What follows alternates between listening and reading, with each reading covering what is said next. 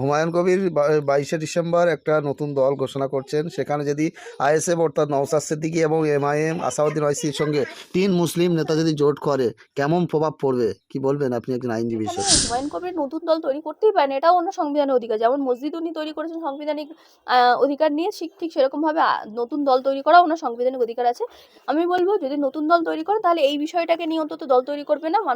মুসলমানরা যাতে কিভাবে এগিয়ে আসতে পারে, মুসলমানরা যাতে কিভাবে প্রোগ্রেস করতে পারে, দের মধ্যে যাতে শিক্ষার প্রসার কিভাবে ঘটাতে পারে, এবং প্রত্যেকটা মুসলমান পরিবার থেকে যেন আমরা বড় বড় অফিসার, বড় প্রফেশনের মানুষদের দেখতে পাই, এবং বড় প্রফেশনের ছেলে মেয়েদের দেখতে পাই, এবং কর্মসংস্থানে যাতে আমাদের মুসলমান সম্প্রদায়ের ছেলে মেয়েদের যেই সমান অনুপাতে জনসংখ্যা আছে, সেই সমান অনুপাতে যাতে কর্মসংস্থানেও মুসলমান এমপ্লয়ীদের দেখতে পাওয়া যায়, সেই জায়গায় যদি উনি ব্যবস্থা করেন তবে আমি মনে করবো ওনার রাজনৈতিক দল তাহলে সার্থক হবে।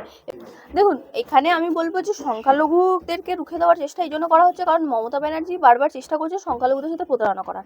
মুখ্যমন্ত্রী নিজে সংখ্যালঘুদের সাথে অনেকবার প্রতারণা করেছেন, কারণ উনি বারবার বলেছেন এনআরসি হতে দেবেন না, সেই এনআরসি হচ্ছে। উনি বারবার বলেছেন এসআইআর হতে দেবেন না, সেই এসআইআর হচ্ছে। উনি বারবার বলেছেন ওয়াকফ, অ্যান্টি ওয়াকফ যে ল তৈরি এসে সেটা হতে দেবেন না, বা ওয়াকফ রেজিস্ট্রেশনের যেই নিয়ম সেটাও বারবার হয়েছে। তো উনি বারবার সংখ্যালঘু মানুষের আবেগটাকে কাজে লাগিয়েছেন, এবং সংখ্যালঘু মানুষরা অনেক অনেক বিশ্বাস করেন, কিন্তু সেই বিশ্বাসের মূল্যটা উনি কতটা দিতে পারছেন সেটা সংখ্যালঘু মানুষরাই বলতে পারবেন।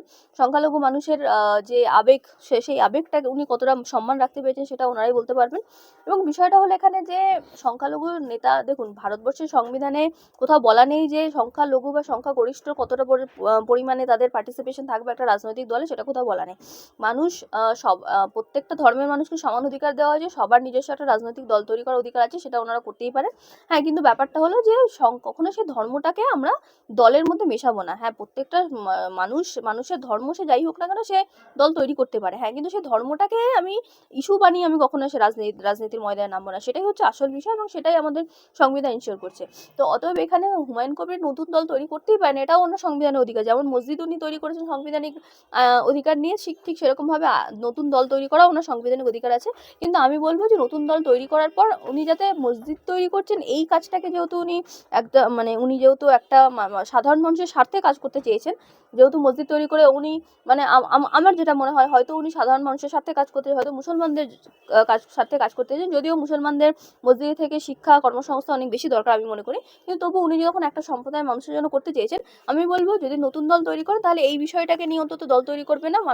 মুসলমানরা যাতে কিভাবে এগিয়ে আসতে পারে, মুসলমানরা যাতে কিভাবে প্রোগ্রেস করতে পারে, দের মধ্যে যাতে শিক্ষার প্রসার কিভাবে ঘটাতে পারে, এবং প্রত্যেকটা মুসলমান পরিবার থেকে যেন আমরা বড় বড় অফিসার, বড় প্রফেশনের মানুষদের দেখতে পাই, এবং বড় প্রফেশনের ছেলে মেয়েদের দেখতে পাই, এবং কর্মসংস্থানে যাতে আমাদের মুসলমান সম্প্রদায়ের ছেলে মেয়েদের যেই সমান অনুপাতে জনসংখ্যা আছে, সেই সমান অনুপাতে যাতে কর্মসংস্থানেও মুসলমান এমপ্লয়ীদের দেখতে পাওয়া যায়, সেই জায়গায় যদি উনি ব্যবস্থা করেন তবে আমি মনে করবো ওনার রাজনৈতিক দল তাহলে সার্থক হবে। এবং যদি উনি শুধুমাত্র ধর্মকে কাজে লাগিয়ে মসজিদ তৈরি করছেন, সেটাকে বারংবার ইস্যু বানিয়ে যদি রাজনৈতিক ময়দানে নামেন, তাহলে কোথাও একটা গিয়ে আবার সেই বিজেপি আরএসএস এর রাজনীতি হয়ে দাঁড়াবে। সেটা বারবার বাধা দেওয়ার চেষ্টা করা হচ্ছে, এতে কি শাসক দল বা অন্য কারোর বৃহত্তম মানুষের হাত আছে বলে মনে করেন? দেখুন, বাধা দেওয়ার চেষ্টা করা হচ্ছে কারণ শাসক দল সবসময় চাইবে যে পশ্চিমবঙ্গের রাজনীতিতে এটা হয়ে এসছে বারংবার মুসলমানদের আবেগ বা ধর্মীয় বা সংখ্যালঘুদের আবেগ কাজে লাগিয়ে বারংবার সরকারকে কোথাও একটা বেনিফিট দিয়েছে, সরকারকে কোথাও একটা প্রফিট দিয়েছে, সেটা কেউ অস্বীকার করে না, সরকার নিজেও অস্বীকার করেন না, এবং মাননীয় নিজেও অস্বীকার করেন না। তো উনি খুব ভালো করে জানেন যে আমি কোথাও একটা গিয়ে আমি সংখ্যালঘুদেরকে যেই প্রমিসগুলো করেছিলাম, যে প্রতিশ্রুতিগুলো দিয়েছিলাম, সেই প্রতিশ্রুতি উনি কোথাও একটা গিয়ে হয়তো সফল হননি। তো সেই জায়গায় গিয়ে মানুষ যাতে বিকল্প না খুঁজে পায়, সেই জায়গায় উনি অবশ্যই চেষ্টা করবেন যাতে মানুষের মধ্যে বিকল্প না আসে। কিন্তু আমি বারংবার বলবো যে সংখ্যালঘু হিসাবে এখানে কাউকে বাধা দেওয়া দরকার না। হ্যাঁ, ধর্মকে যখন কেউ ইস্যু করছে তখন সেটাকে বাধা দেওয়া দরকার মানুষ নিজের স্বার্থে ধর্মীয় রাজনীতিকে বাধা দেবে, মানুষ নিজের স্বার্থে শুধুমাত্র সাংবিধানিক রাজনীতিকে স্বীকৃতি দেবে, এবং সংবিধান মেনে যারা মানুষের স্বার্থে কাজ করছে। কারণ দেখুন, ধর্ম সুরক্ষার দরকার আমাদের এখানে কারণ নেই। ধর্ম সুরক্ষা, প্রত্যেকটা ধর্ম নিজের নিজের জায়গায় সুরক্ষিত, প্রত্যেক ধর্মের মানুষ নিজের নিজের জায়গায় সুরক্ষিত। মানুষ হিসাবে মানুষের সুরক্ষাটা সব থেকে বড় কথা। সরকার কতটা মানুষকে সুরক্ষা দিচ্ছে, হিন্দু মুসলমান সকলে মিলে ভারতীয়দের কত শিক্ষা দিচ্ছে, বা কতটা সিকিউরিটি দিচ্ছে, কতটা সুরক্ষা দিচ্ছে, এবং বাঙালিদের হয়ে কে কাজ করছে। পশ্চিমবঙ্গে যেহেতু বাঙালিদের ডেভেলপমেন্টের জন্য, বাঙালিদের উন্নতির জন্য পশ্চিমবঙ্গ সরকার কতটা কাজ করছে সেই বিষয়ে আমাদের দেখা দরকার। ধর্ম ভুলে আমাদেরকে এবার সবাই মিলে একসাথে বাঙালি হয়ে পশ্চিমবঙ্গ সরকারকে নির্বাচন করা দরকার। মুর্শিদাবাদের বেলডাঙ্গায় হুমায়ুন কবির একটা বাবরি মসজিদ তৈরি করছে, শিলান্যাসের সময় এক ব্যক্তি মামলা করেছিল, আর আজকে দেখলাম যে ফের এক ব্যক্তি মামলা করেছেন যে ওই জায়গায় হিন্দু মুসলমানের সাম্প্রদায়িক দাঙ্গা লেগে যেতে পারে, এবং লক্ষ লক্ষ মানুষ একত্রিত হচ্ছেন। ওই জায়গার পারমিশন নেওয়া হয়নি, বাগেরা বাগেরা দিয়ে হাওড়ার একজন কুমায়ুন রাজা তিনি মামলা করেছেন। কি বলবেন? দেখুন, অলরেডি একটা মামলা হয়ে আছে এবং যেখানে মাননীয় প্রধান বিচারপতির অর্ডার আছে, যেখানে যে এই জনস্বার্থ মামলাতেই যে উনি করতে পারেন, হুমায়ুন কবির যেহেতু ভারতবর্ষের নাগরিক, যেহেতু প্রত্যেক নাগরিকের তার সাংবিধানিক অধিকার আছে, উনি করতেই পারেন। সেখানে কোনো রকমের দাঙ্গা যাতে না বাঁধে, কোনো রকমের যাতে সম্প্রীতি নষ্ট না হয়, সেই দায়িত্ব সরকারকে নিতে হবে এবং অ্যাডমিনিস্ট্রেশনকে নিতে হবে। কারণ ল অ্যান্ড অ্যাডমিনিস্ট্রেশন সেই জন্যই থাকে, যে কোনো রাজ্যে হোক, যে কোনো দেশে হোক। এবং সেখান থেকে যখন হাইকোর্টের সরাসরি একটা আদেশ আছে, তার উপরে গিয়ে কেন মামলা করা হচ্ছে সেটা আমি জানি না, সেটা মামলাকারী বলতে পারবেন কেন তিনি মামলা করেছেন।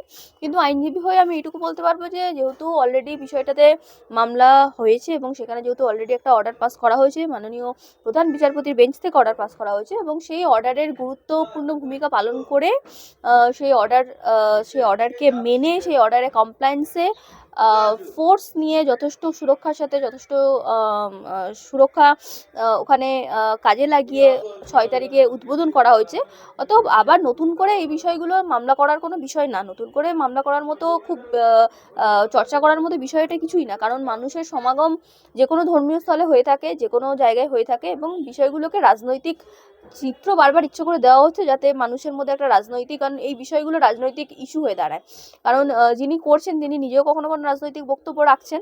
তো ব্যাপারটা হলো যে এই বিষয়গুলো সম্পূর্ণ অরাজনৈতিক বিষয়। আমরা কখনো ধর্মকে কখনো রাজনীতির সঙ্গে কখনো গোলানো উচিত না, একটা হেলদি ডেমোক্রেসিতে হওয়া উচিত না। কিন্তু আমাদের বর্তমান রাজনীতি তো এইভাবেই চলছে, যেহেতু ধর্মকে সবসময় রাজনীতির সাথে মিশিয়ে দেওয়া হচ্ছে। এবং আমরা বলবো, আমি আইনজীবী হিসেবে বলবো, আমি সংবিধান মানা একজন মানুষ হিসেবে বলবো, আমি সংবিধানের বিশ্বাসী একজন মানুষ হিসেবে বলবো যে ধর্মস্থান নির্মাণ করা প্রত্যেকটা মানুষের ব্যক্তিগত অধিকার, ধর্মস্থানে যাওয়া প্রত্যেকটা মানুষের ব্যক্তিগত অধিকার।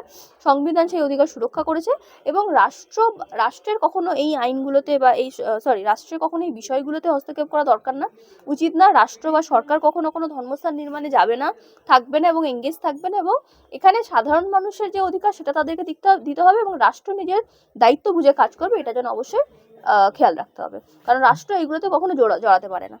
আমরা দেখেছি বর্তমানে আমাদের রাজ্যের যে সরকার চলছে, সেই সরকার জনগণের ট্যাক্সের পয়সায় একের পর এক মন্দির শিলান্যাস, মন্দির উদ্বোধন, মন্দির করছেন।